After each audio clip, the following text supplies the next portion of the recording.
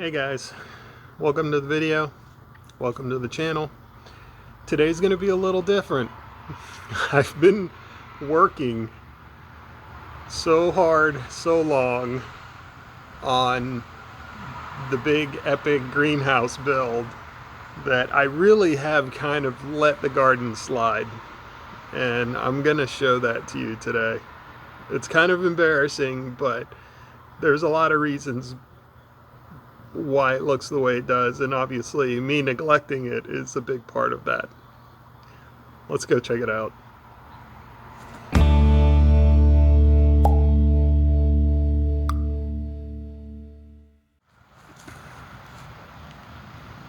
So as you can tell, this is one of the reasons why the garden looks as bad as it does. I'm kind of ashamed to show it to you, but having this thing on all the time has protected the garden from the deer. It's also kind of protected the garden from me. You see, the one thing that I forgot to do when I installed this whole wiring system and this electric fencing was create some way for me to create a gate into the garden.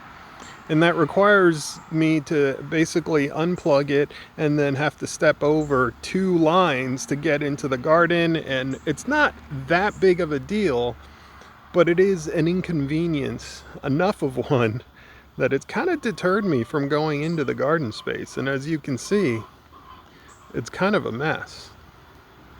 You see, normally I would check on the chickens, grab the eggs, check their water, make sure they're fed, and on my way past the chickens, I would walk through the garden.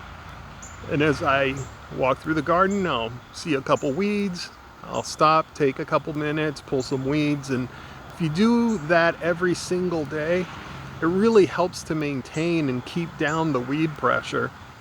It also keeps you a little bit more motivated to stay in the garden if the garden is looking good, but in order to look good, you have to maintain it on a regular basis. And now when I go to handle the chickens, I kind of find myself walking around it because the entire thing is protected with electric fencing. So I don't walk through the garden anymore. I'm always walking around it. Another big factor in the garden kind of falling apart has really been that it's the end of the season, and so as you can tell, really there's nothing here to speak of. Some dead cucumber plants. I did replant some green beans, but only about half of them came up because the deer kind of devastated a huge chunk of them, and that's why you see one random green bean plant here and then a couple over here. This entire area in the center was just destroyed by deer, and that was before I had put the fencing up, and I just never replanted.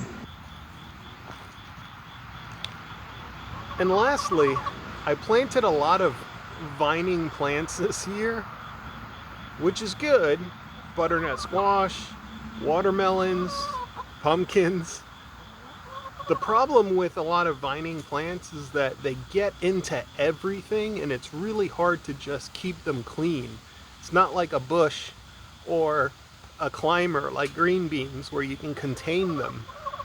They like to spread, and if you control them, you don't get as good a harvest. Pumpkins like to spread and emit new roots at every single one of these nodes. And that's what allows pumpkins to get big and plentiful. So if you really try to control pumpkins, you don't get as big of a harvest. I'm going to try to tame all of this today. You see, the growing season's pretty much over, and I think it's time to clean this up. Anything that's left in there, anything that I'm not going to pull today, I don't think the deer are really going to bother with them anyways. And if they do, it's okay. I think we had a decent harvest this year. I wouldn't call it the best harvest, but considering I've given this garden 0 attention this year because of the greenhouse build, I'm really happy with what we got.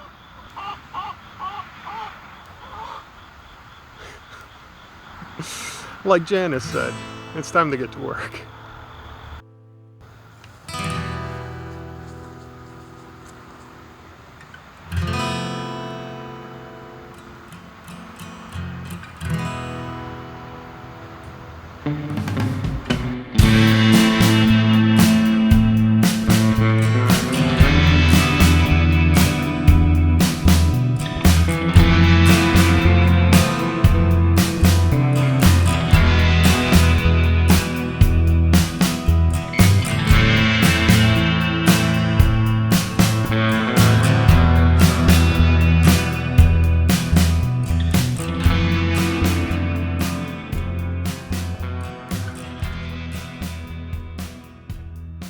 I'm gonna have to figure out a way to store this for the winter.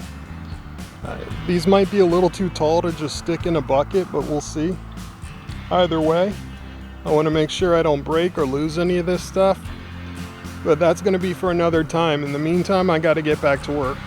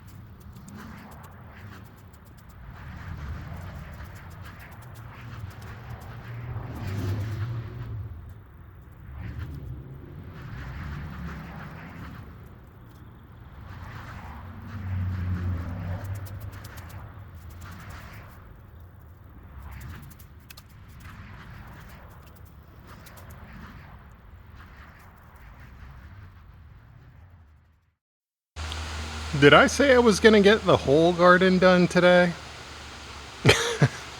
Apparently Mother Nature had other plans.